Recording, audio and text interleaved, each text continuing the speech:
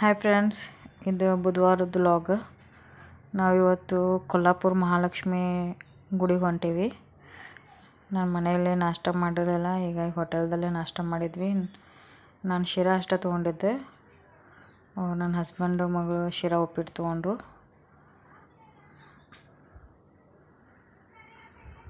ನಾವು ಬಸ್ಸಿಗೆ ವೇಟ್ ಮಾಡ್ತಾಯಿದ್ದೀವಿ. ತುಂಬ ರಶ್ ಇತ್ತು ಬಸ್ಸಲ್ಲಿ, ಸೀಟೇ ಸಿಗಲಿಲ್ಲ. ಹಾಗೆ ನಿಂತ್ಕೊಂಡು ಹೋದ್ವಿ. ಈಗ ನಾವು ಕೊಲ್ಲಾಪುರ ಬಂದೇವಿ. ಆಟೋ ತೊಗೊಂಡು ಹೋಗ್ತಾಯಿದ್ದೀವಿ ಟೆಂಪಲ್ಗೆ.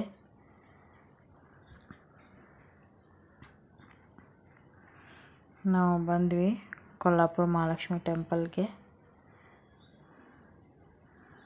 ಇಲ್ಲಿ ಉಡಿ ತುಂಬ ಸಾಮಾನು ತೊಗೊಳ್ತಾ ಇದ್ದೀವಿ. ಅವ್ರ ಅಂಗಡಿಯವ್ರು ಕೊಡ್ತಾಯಿದ್ದಾರೆ, ಎಲ್ಲ ಉಡಿ ತುಂಬ ಸಾಮಾನೆಲ್ಲ ಕೊಡ್ತಾಯಿದ್ದಾರೆ.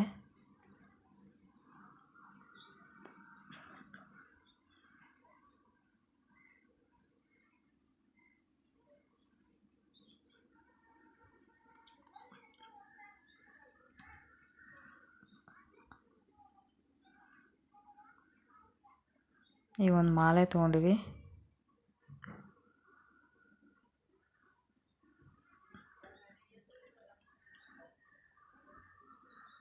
ತುಂಬ ಗದ್ದಲಿತ್ತು, ಸಿಕ್ಕಾಪಟ್ಟೆ ಬಿಸಿಲು ಇತ್ತು ಅದರಲ್ಲಿ. ಬುಧವಾರ ಇದ್ರೂ ಭೀ ತುಂಬ ಜನ ಇದ್ದರು. ನೋಡಿ ಎಷ್ಟೊಂದು ಜನ ಇದ್ದಾರಲ್ಲಿ.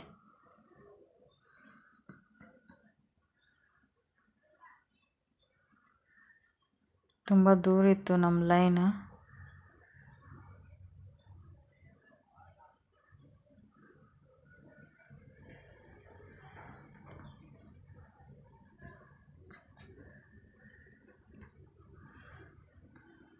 ಈಗ ನಾವು ಲೈನ್ ಹಚ್ಚಿ ಹೋಗ್ತಾ ಇದ್ದೀವಿ.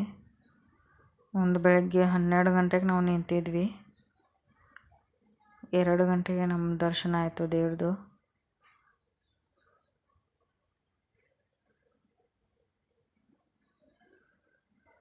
ಸಿಕ್ಕಾಪಟ್ಟೆ ಗದ್ದಲಿತ್ತಲ್ಲಿ.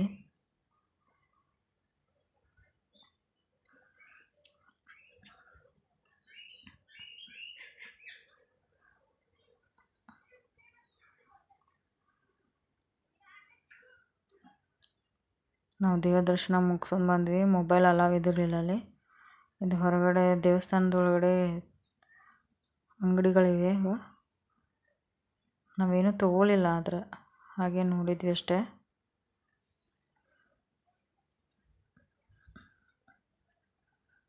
ಇದು ದೇವಸ್ಥಾನದನೇ ಇದು ಪ್ರಸಾದ ಕೊಡ್ತಾರೆ. ಇಲ್ಲಿ ಊಟ ಇರುತ್ತೆ. ನಾವು ಊಟಕ್ಕೆ ಹೋಗ್ತಾ ಇದ್ದೀವಿ. ಇಲ್ಲಿ ನಾವು ಊಟ ಮುಗಿಸ್ಕೊಂಡು ಹೊರಗೆ ಬಂದ್ವಿ.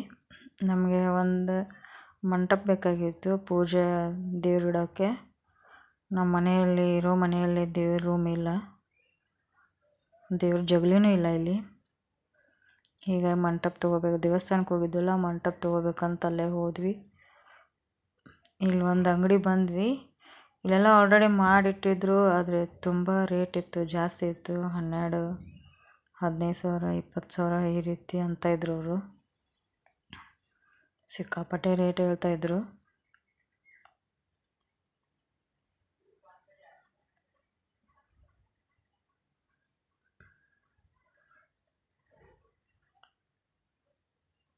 ನಮ್ಗೆ ಯಾವುದೂ ಕರೆಕ್ಟ್ ಅನ್ನಿಸ್ಲಿಲ್ಲ. ಮತ್ತು ನಾವು ಬೇರೆ ಅಂಗಡಿಗೆ ಹೋದ್ವಿ. ಅಲ್ಲೇ ನೋಡಿದ್ವಿ. ಆಮೇಲೆ ಲಾಸ್ಟ್ ಒಂದು ಸಿಕ್ತು. ಇದಕ್ಕೆ 6,800 ರೂಪಾಯಿ ತೊಗೊಂಡ್ರು ಅವರು. ನಾವು ಈ ಬಸ್ಸಲ್ಲಿ ಇಟ್ಕೊಂಡು ಮತ್ತೆ ನಮ್ಮ ಊರಿಗೆ ಹೋಗ್ತಾ ಇದ್ದೀವಿ.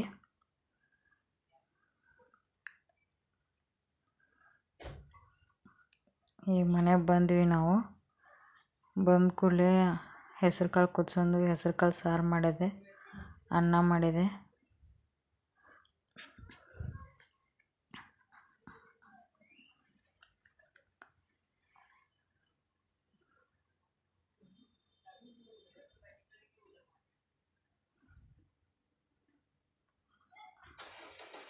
ಈ ಊಟಕ್ಕೆ ಅನ್ನ, ಹೆಸರು ಕಾಳು ಸಾರು,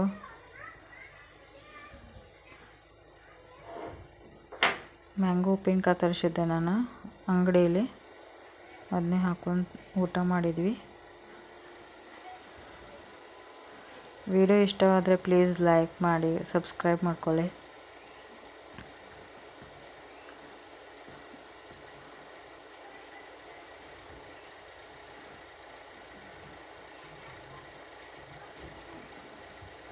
ಇಷ್ಟೇ ಮಾಡಿದ್ದೆ ನಾನು ಅಡುಗೆ. Thank you for watching.